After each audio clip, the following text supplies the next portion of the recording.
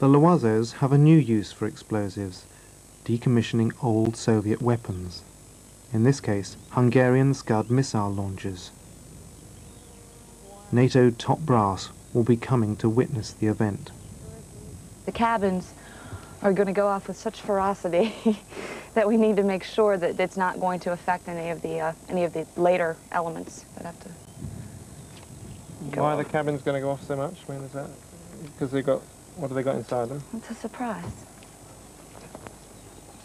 Wait and see. Semtex is a Czechoslovakian product, and it is what we in the industry say hot, because you literally can mold it. It is a plastic explosive. You can mold it into any shape that you want. It also is forgiving, and that you can handle it pretty aggressively. It's not that it's difficult to set off, but nothing that I'm doing is going to create a problem, that's for sure.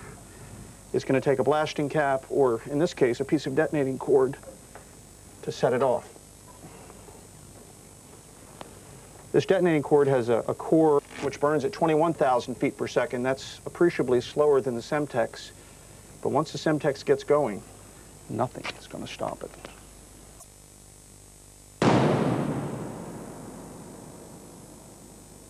After 6 centuries of gunpowder, warfare would also be transformed by Nobel's high explosives.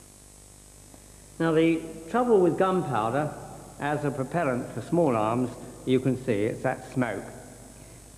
You can see it, you cannot but see it. Imagine you're firing with perhaps 20 colleagues using the same sort of powder. You can be sure that the enemy can most certainly see it. That's very unhealthy. Nobel realized that it would be most advantageous if he could develop a powder which didn't produce that awful smoke. By mixing nitrocellulose with nitroglycerine, Nobel was able to produce a smokeless powder. He called it ballastite, and it's still used today.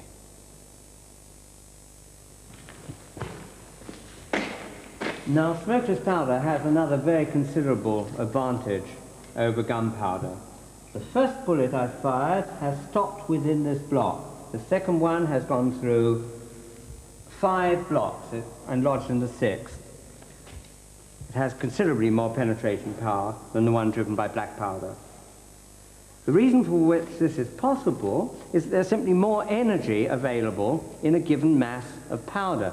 This means that much higher pressures can be generated in the breech and, of course, in the barrel of the weapon, and, of course, the terminal effect is much more devastating.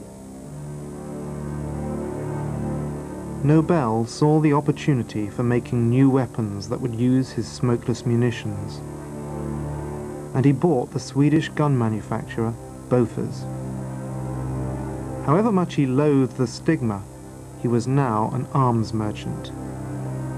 Yet he claimed to be a pacifist. Now he explained this contradiction by saying that he was trying to perfect the ultimate weapon so that in this way he would make war impossible in the future, like the atom bomb.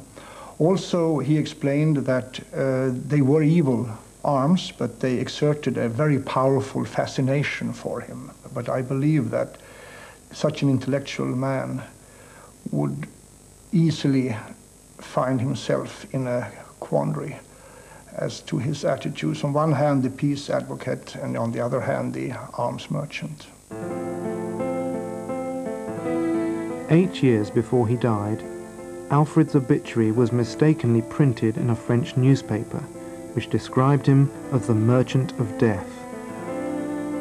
He was haunted by his posthumous reputation and resolved to leave a legacy that would never be forgotten, the Nobel Peace Prize.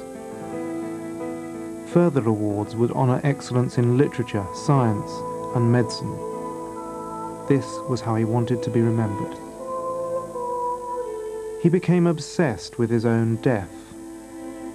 He endured terrible headaches from his nitroglycerine, yet ironically, later in life, he had to take it as a medicine for his heart disease.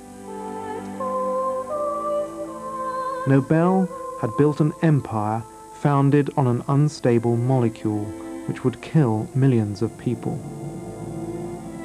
He was a lonely man, tortured by his own success. His conscience would never be clear.